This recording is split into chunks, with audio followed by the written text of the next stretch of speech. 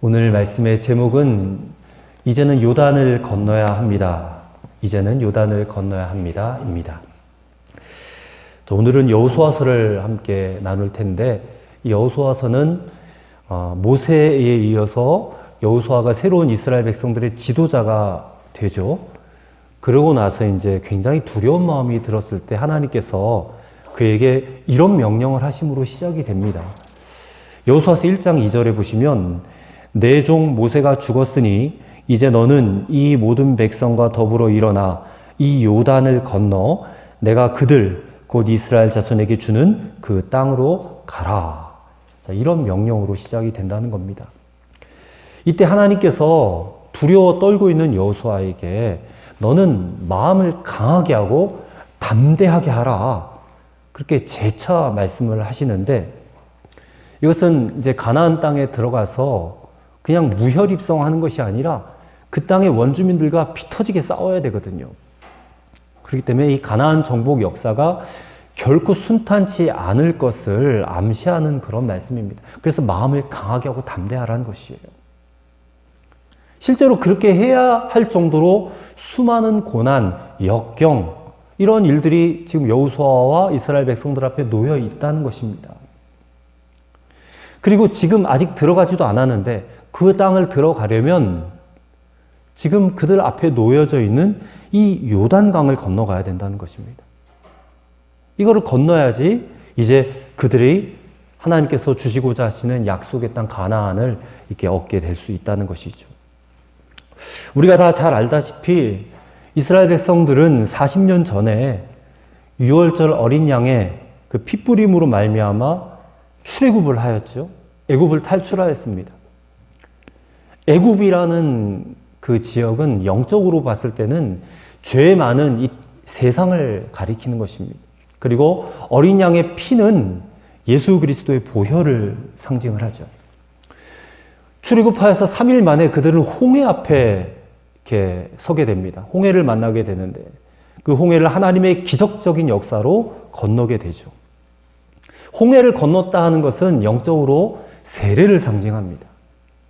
그러고 나서 그들이 광야 생활을 시작을 하게 되는데 이 40년 동안의 광야 생활은 영적으로 보았을 때 험난한 우리의 인생길을 상징을 합니다. 살면서 하나님의 구름 기둥과 불 기둥의 그런 보호하심도 받지만 때로는 우상 숭배 같은 죄악에 빠지기도 하고 또 하나님 앞에서 불평과 원망, 불만들 다 쏟아내다가 하나님의 진노를 사기도 하고 하는 그런 인생길이 이 40년 광야 생활이라는 것이죠.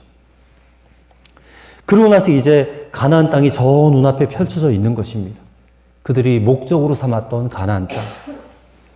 그 땅을 건너가기에 앞서 또 하나의 관문이 펼쳐져 있는데 이게 바로 요단강이라는 겁니다. 요단강.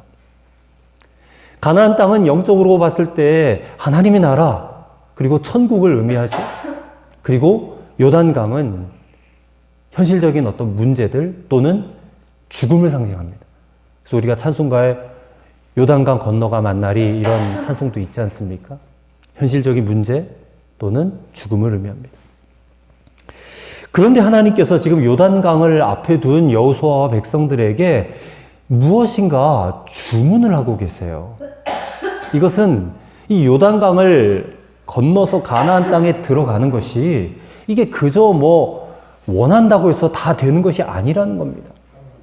가나안 땅. 이 가나안 땅은 하나님이 약속하신 땅이시니까 그냥 아무래도 다 들어가지 않겠는가 그렇게 생각을 하게 되지만 절대로 그렇지 않다는 것입니다. 먼저 광야 40년 동안 이들이 불순종함으로 처음 출애굽한 세대, 이게 광야 1세대입니다. 이 출애굽 1세대는 모조리 광야에서 다 죽었거든요. 단 2사람만 남고 다 죽었어요. 그 2사람이 바로 여호수아와 갈렙인데 그 외 모든 사람들은 다 죽었고 광야에서 새롭게 태어난 그 세대들이 출애굽 2세대라는 거예요. 출애굽 2세대. 그 2세대들이 가나안 땅에 들어가게 되는 것입니다. 그러나 그들이 요단을 건너서 가나안에 들어가기 위해 먼저 하나님이 그들에게 요구하시는 것을 갖추라는 겁니다. 갖추라. 오늘 그들에게 말씀하셨던 명령들이 오늘 이 말씀을 듣는 저와 여러분들에게도 동일하게 주문하시는 그런 명령들로 받으셔야 됩니다. 우리 역시 가나안 땅을 들어가야 되거든요. 가나안의 축복을 우리가 누려야 되거든요. 그러기 위해서는 요단을 건너야 되는데 우리 앞에 지금 넘실대고 있는 이 요단강, 가나안 땅에 들어가기 앞서 이것이 우리를 가로막고 있는데 이것을 건너야지만이 반드시 가나안의 축복을 맛볼 수 있게 된다는 것입니다. 근데 그곳에 들어가기 전에 하나님은 우리를 준비시키고 계세요. 무엇을 준비시키고 계실까? 오늘 본문의 말씀을 통해서 이 여호수아서 3장을 통해서 주님께서 준비시키는 것을 우리가 잘 깨닫고 우리의 마음으로 받으실 수 있게 되기를 바랍니다. 그래서 우리 모두가 다 우리의 가나안 땅, 하나님 나라의 축복을 이 땅에서부터 맛보실 수 있게 되기를 주님의 이름으로 축원합니다. 자, 첫째로 하나님께서 무엇을 준비시키느냐 하시면 스스로를 성결하게 하라. 그런 말씀을 주고 계십니다. 스스로를 성결하게 하라. 자, 지금 이스라엘 백성들이 요단강 앞에 서 있다면 가장 큰 문제가 뭐냐면 그 강을 어떻게 건널 것인가가 가장 큰 고민거리일 것입니다. 이때 그들이 가장 듣고 싶어 하는 말이 무엇이겠습니까? 현실적으로 이 강을 어떻게 건너야 될까? 그 방법에 대한 대답을 듣기를 원했을 겁니다. 그런데 하나님께서는 너무나도 뚱딴지 같은 말씀을 주셔요. 지금 요단강을 건너서 가나안 땅에 들어가서 이 땅을 정복하기를 시작해야 되는 이 이스라엘 백성들에게 하나님이 무엇을 주문하고 계시는가? 5절의 말씀을 보십시오. 여호수아가 또 백성에게 이르되 너희는 자신을 성결하게 하라. 자, 자신을 성결하게 하라 하는 이 말씀, 이 명령이 이 백성들에게는 의아하게 느껴질 수 있는 말씀입니다. 그들이 원했던 대답이 아니에요. 하나님, 지금 요단강이 앞에 있는데 이 요단강을 건너가기 위해서 좀 쉬운 방법을 좀 알려주십시오. 비책을 좀 알려주십시오. 아니면 이 요단강 중에서 가장 수심이 얕은 부분을 좀 알려주십시오. 뭐 이런 대답을 그들은 질문에 대한 대답을 듣기를 원했을 것입니다. 근데 하나님은 그런 대답을 들려주시지 않고 너희 자신을 성결하게 하라. 여러분, 이 말씀을 하시는 하나님의 의도가 무엇인지 여러분 아시겠습니까? 하나님의 의도는 너희가 가나안 땅에 들어가기 전에 성결한 상태, 즉 거룩해지고 회복되어진 영적인 상태가 무엇보다도 중요하다라는 것을 말씀하고 계시는 겁니다. 저는 이 대목에서 다윗이 떠올랐어요. 다윗은 사도행전의 말씀 보면 하나님의 마음에 합한 자라는 그런 일컬음을 받게 되었다라고 했잖아요. 근데 어떻게 하나님의 마음에 합당한 자가 되었을까? 그도 연약한 자잖아요. 그리고 우리와 똑같이 죄를 지을 수밖에 없었던 그런 죄인 중에 죄인이었잖아요. 근데 그랬던 그가 하나님 앞에 인정을 받을 수 있었던 것은 다름 아닌 나단 선지자가 찾아와서 밧세바와 간음한 그 죄를 책망할 때에 그는 그 죄를 은폐하러 가지 않았습니다. 감추러 가지 않았습니다. 머뭇거리지 않았고 그 즉시 무릎을 꿇고 옷을 찢고 죄를 뒤집어 쓰면서 회개하고 그리고 성결을 회복했다는 것이. 그게 하나님 마음에 가장 크게 감동을 준 것이다 라는 거죠. 여러분 스스로가 나는 하나님 마음에 합한 자야 이렇게 자부하실 수 있으십니까?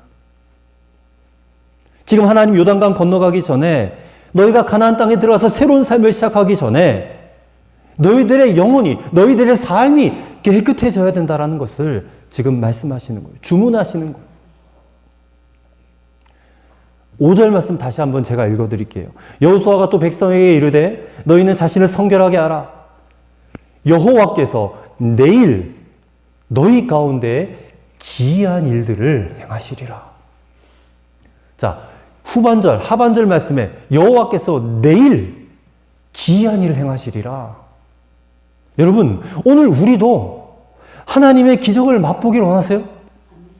그렇다면 바로 오늘 하나님이 원하시는 거룩한, 그런 순결한, 정결한 그런 여러분의 영적인 상태를 회복해야 될 줄을 믿습니다. 오늘 우리가 살아가는 이 시대, 거룩함을 찾아보기가 어렵고 너무나 힘든 그런 시대가 되고 말았습니다. 오늘 이 시대는, 이 세상을 여러분 돌아보십시오. 너무나도 음란하고 너무나 퇴폐적이고 너무나 영적으로 어두운 시대가 되고 말았습니다. 하나님은 절대로 죄와 또 더러움 위에 은혜와 부흥을 붓지 않으십니다. 하나님의 축복은 정말 요원합니다. 이 죄 많은 시대에 어떻게 하나님이 축복을 하실 수가 있겠어요? 우리가 정말 하나님의 부흥과 하나님의 은혜와 하나님의 축복을 맛보기 위해서는 바로 오늘 우리의 영적인 대각성이 일어나야 될 줄로 믿습니다. 그것이 여러분 오늘 우리 개인에서부터 시작이 돼야 된다는 거예요. 그리고 여러분의 가정에서 이와 같은 거룩하고 성결한 역사가 일어나야 될 줄로 믿습니다. 그저 단순히 내가 지은 죄 회개하는 것으로 그치는 것이 아니라 주님, 내가 다시는 죄로 돌아가고 싶지 않습니다. 라고 하는 주님 앞에 단호한 결단과 그리고 그 마음을 지켜주실 수 있는 성령님을 굳건히 의지하는 것. 이것이 오늘 우리에게 필요하다 싶습니다. 한 독수리가 하늘을 창공을 날아가고 있었습니다. 그러다가 갑자기 이 독수리가 추락했어요. 떨어지고 말았습니다. 지나가던 사람이 그 독수리를 가서 살펴보니까 이게 무슨 총을 맞은 거나 화살을 맞은 게 아니더라고요. 그 두 발을 벌려보니까 그만 이 족제비 한 마리가 그 독수리 배에 붙어가지고 심장을 갉아먹고 있는 거예요.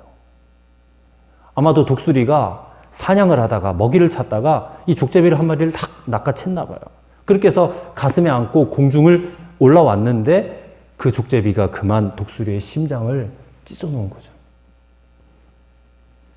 많은 이들이 또 성도들이 성공의 문 앞에서 주저앉기도 하고 정상에 올랐다가도 곤두박질 치기도 해요.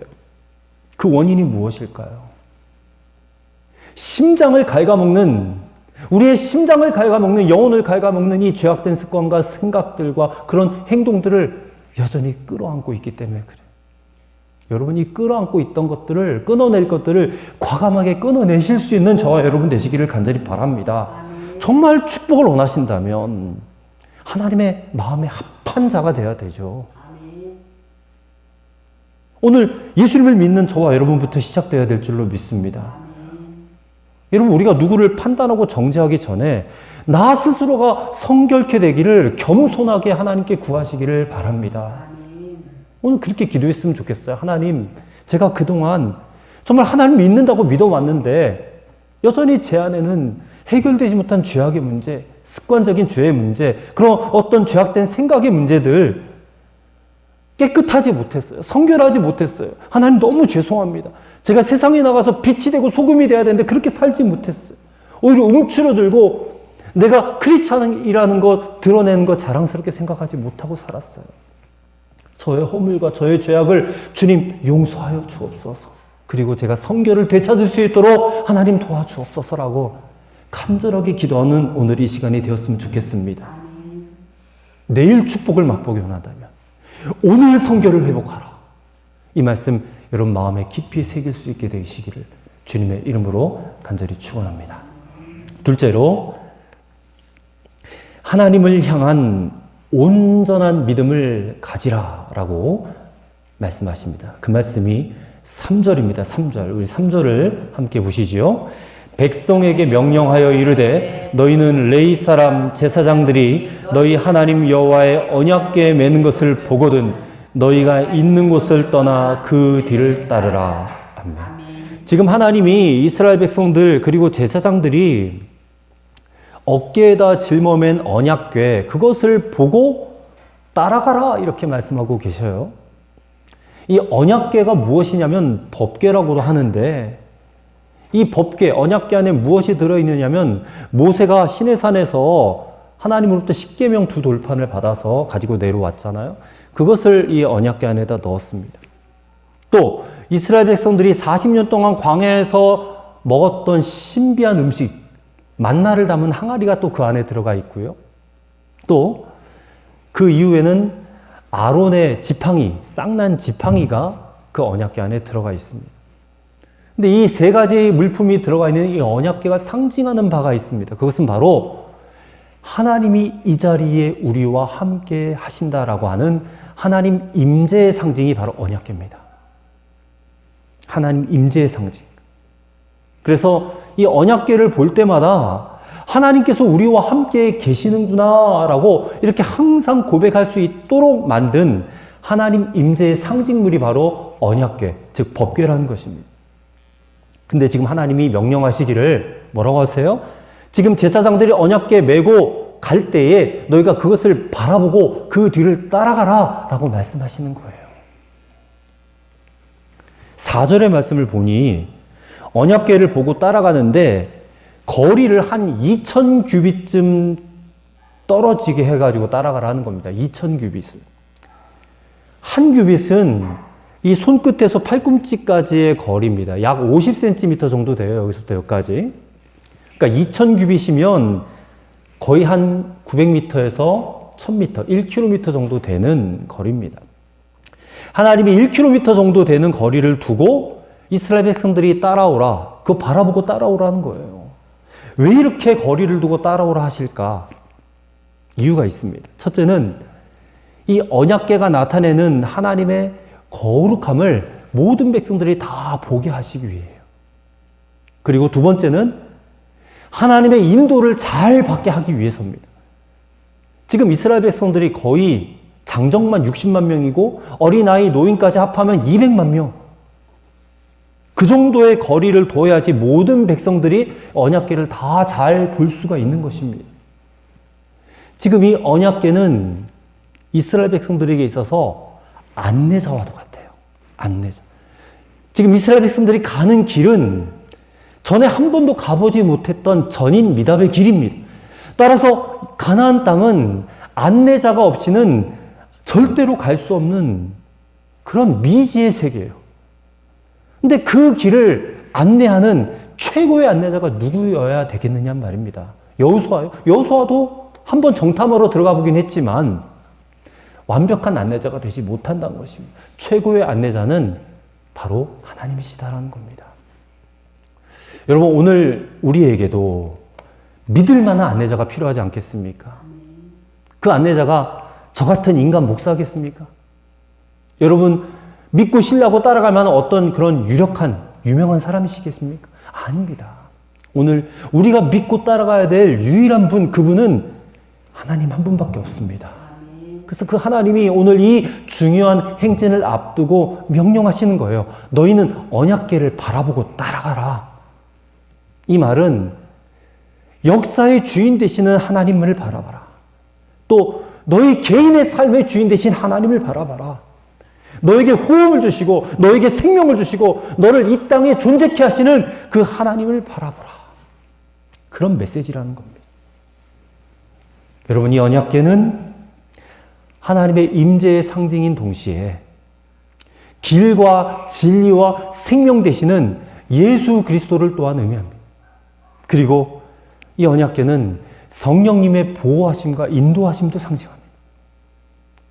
성삼위일체 하나님 다 상징하는 언약궤. 가나안 땅으로 들어가는 이 안내자, 삼위일체 하나님의 상징이 바로 언약궤인 줄로 믿으시기 바랍니다. 여러분, 사도행전 4장 12절은 우리에게 이렇게 말씀합니다. 다른 이로서는 구원 얻을 수 없나니 천하 사람 중에 구원받을 만한 다른 이름을 우리에게 주신 일이 없음이라. 이게 무슨 말입니까? 우리가 구원받는 것, 하나님 나라, 천국에 들어가는 그 길에 다른 이름, 세상에 수많은 신들이 있고 사람들이 숭배하는 것들이 있지만 그런 것들을 우리에게 주신 적이 없다. 오직 한 분 이름밖에 없다. 예수 그리스도, 그분밖에 없다는 것이죠. 종교다원주의라고 해서 산 꼭대기 정상에 올라가는데 꼭 한 길만 있어야 되냐? 아니지 않느냐. 뭐 설악산, 대청봉 올라가는 길에도 여러 대여섯 개의 길이 있듯이 하나님 앞에 가는 것, 천국에 가는 것도 여러 종교의 길이 있지 않겠느냐. 그렇게 주장하는 사람들이 있어요. 마귀가 하는 짓입니다. 사탄이 하는 짓입니다. 여러분, 다른 길, 다른 안내자를 따라가서는 절대로 천국에 들어갈 수 없는 줄로 믿으시기를 바랍니다. 우리가 천국으로 가는 길, 오직 한 길밖에 없어요. 그 길을 알려주실 분도 오직 한 분밖에 없어요. 누구십니까? 삼위일체 하나님 한 분뿐인 줄로 믿으시기를 바랍니다. 천국을 눈앞에 두고 가로막고 있는 요단강, 그게 지금 넘실대고 있지 않습니까? 그것이 죽음의 문제일 수도 있고 현실적인 우리 삶의 문제일 수도 있습니다. 하지만 아무 상관없어요. 왜요? 우리는 이 요단강을 어떻게 건너갈까 아무런 걱정할 것이 없습니다. 왜요? 예수님만 바라보면 되니까. 믿음의 주여 또 온전케 하시는 이 예수 그리스도를 바라보라. 히브리서 12장 2절을 우리에게 이렇게 말씀하고 있습니다. 그래서 우리는 예수님 한 분이면 충분해요. 주님 한 분이면 충분한 줄로 믿습니다. 그분만 바라보고 따라가면 될 줄로 믿습니다. 오늘 결단하시길 바랍니다. 나 우리 주님만, 삼위일체 되신 하나님만 바라보고 따라가리라. 그 세상 어떤 것도 나를 천국으로 인도해 줄 것은 없다. 하나도 없다. 나는 주님만을 바라보고 따라가겠습니다라고 고백할 수 있는 저와 여러분이 되시기를 간절히 축원합니다. 세 번째로 이제 믿음으로, 순종으로 요단강에 들어가라는 것입니다. 13절의 말씀을 한번 보십시오. 13절. 온 땅의 주 여호와의 궤를 맨 제사장들의 발바닥이 요단물을 밟고 멈추면 요단물 곧 위에서부터 흘러내리던 물이 끊어지고 한 곳에 쌓여 서리라 라고 하나님이 말씀하셨어요. 그리고 그 말씀대로 이제 하니까 17절에 뭐라고 말씀하시느냐? 여호와의 언약궤를 맨 제사장들은 요단 가운데 마른 땅에 굳게 섰고 그 모든 백성이 요단을 건너기를 마칠 때까지 모든 이스라엘은 그 마른 땅으로 건너갔더라 라고 말씀하고 있습니다. 그러니까 13절은 기적을 일으키실 것을 미리 말씀하신 것이고 17절은 말씀하신 그대로 이루시는 결과를 보여주는 말씀이잖아요. 자, 하나님이 지금 요단강을 끊어버리시는 겁니다. 이렇게 하시는 목적이 있어요. 왜 요단강을 갈라놓으셨는가? 그 목적은 이스라엘 백성들에게 가나안 땅에 대한 믿음을 심고자 하시는 겁니다. 자, 9절과 10절의 말씀을 한번 보실까요? 9절과 10절입니다.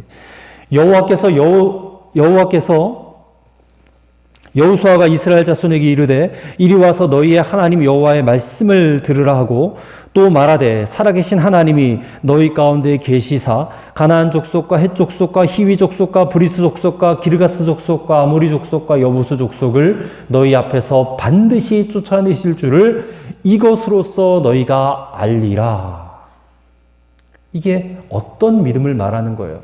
가나안 땅에 살고 있는 7 족속을 하나님께서 친히 쫓아내신다라는 것을 믿게 하시기 위해서 지금 이 기적을 일으키시는 거예요. 요단강 물이 멈추는 기적.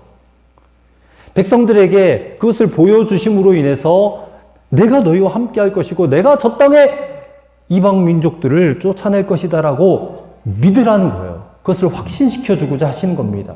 왜 그렇게 하시는가? 이 믿음이 있어야지만이 백성들이 끝까지 전진할 수 있기 때문에 그래요. 자, 40년 전 이스라엘은 가데스 바네아라는 곳에 이미 갔어요. 거기서 약속의 땅이 저 멀리 보입니다. 바로 가나안 땅이 눈앞에 보이는데 그들 안에 믿음이 없었어요.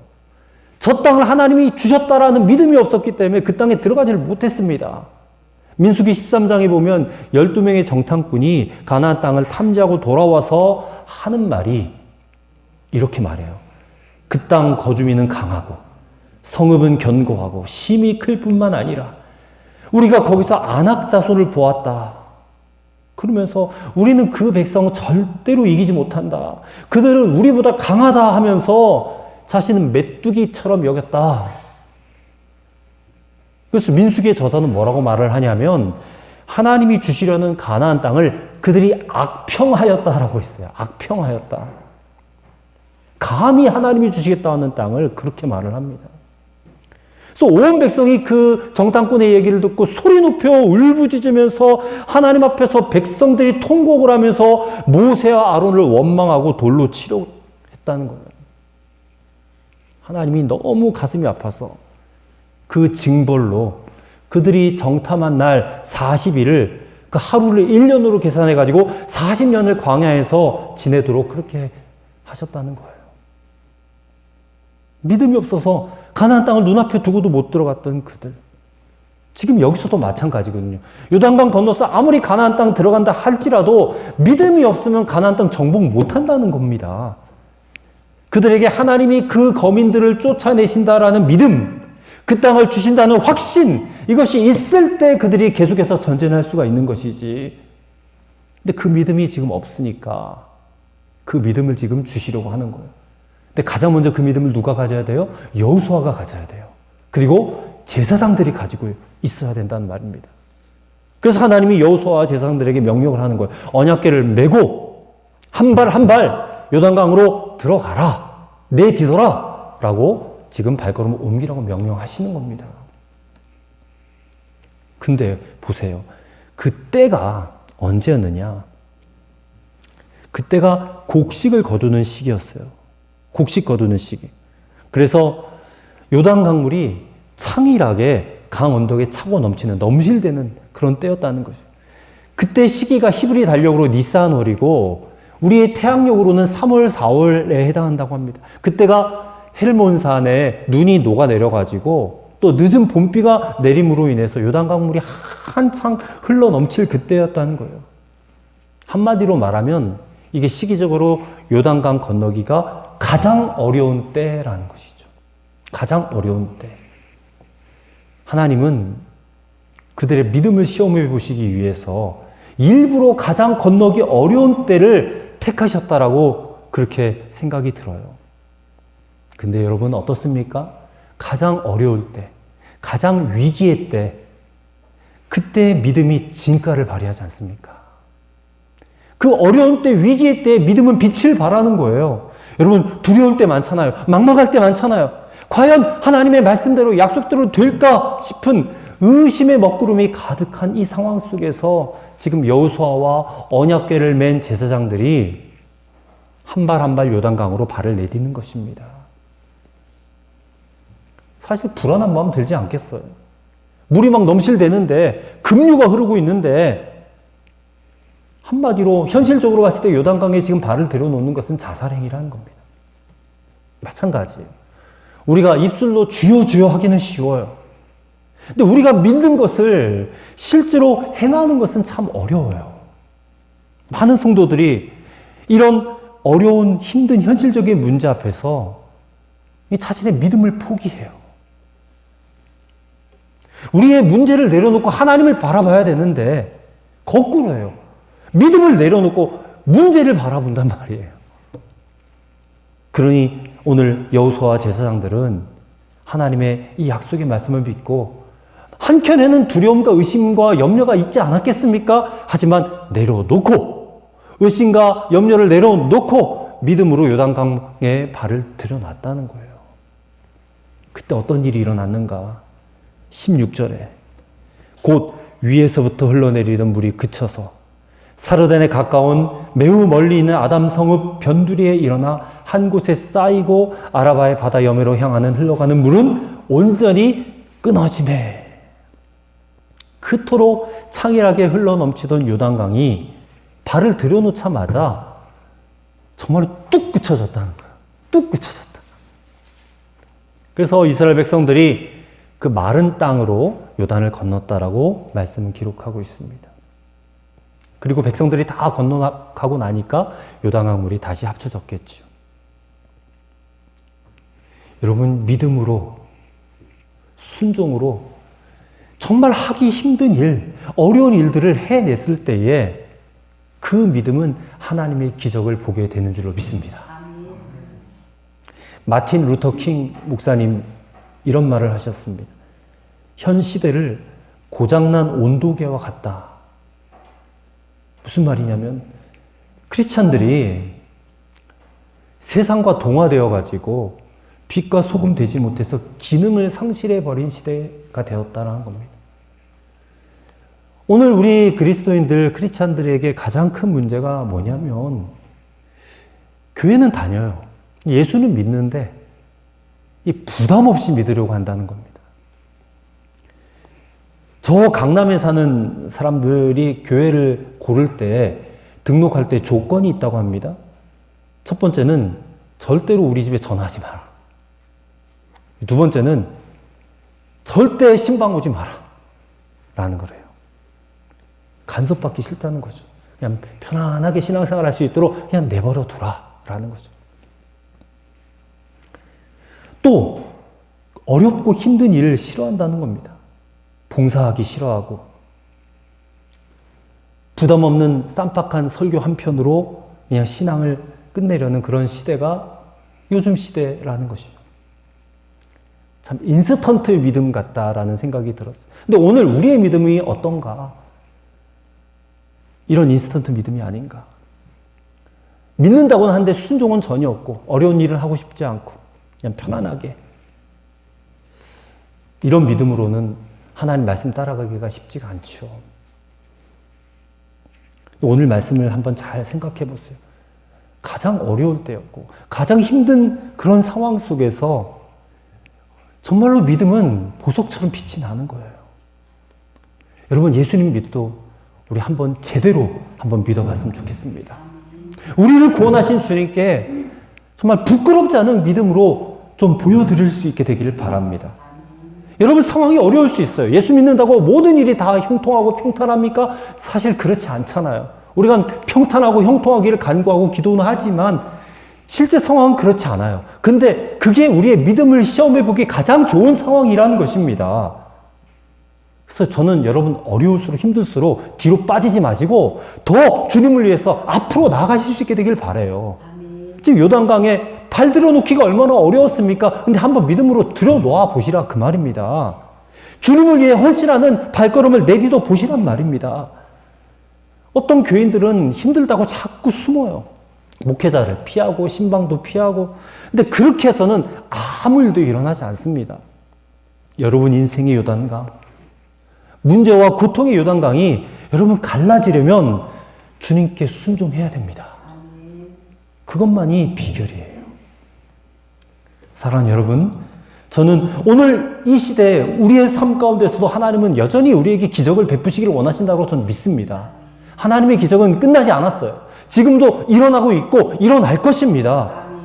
주님이 우리의 문제를 푸실 능력이 없으셔서 가만히 내버려 두고 계실까요? 절대 그렇지 않다는 것입니다. 주님은 능력이 있으신 분이에요. 권세가 있으신 분이에요. 그렇기 때문에 우리에게 필요한 것은 오늘 믿음이라는 겁니다. 그 믿음은 말로만 믿음이 아니라 믿음과 순종이 같이 가는 거예요. 목사가 아무리 신방하고 아무리 안수기도 한다고 뭔가 기적이 일어나겠습니까? 절대로 일어나지 않습니다. 여러분 믿음으로 순종할 때 일어나는 것이죠. 하나님을 의지하고 하나님의 행하실 것을 확실하게 믿고 한번 순종해 보시기를 바랍니다. 제대로 믿어야 기적이 일어나죠. 제대로 믿어요. 오늘 그와 같은 일이 여러분에게 꼭 일어나게 되기를 바랍니다. 요단강에 갈라졌던 기적. 마른 땅을 밟고 그 강을 건너서 이제 가나안 땅에 들어가는 이스라엘 백성들의 발걸음. 오늘 저와 여러분의 발걸음 되시기를 간절히 축원합니다.